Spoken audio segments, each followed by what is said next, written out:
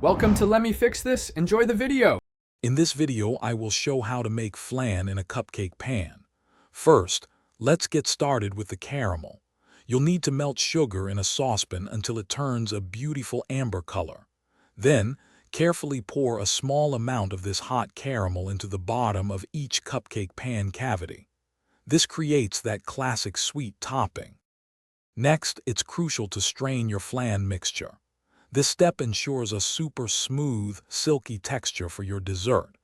Carefully pour the strained mixture over the caramel in each cupcake pan. Then, place your pan into a larger baking dish filled with hot water, creating a water bath. Bake this at 350 degrees Fahrenheit.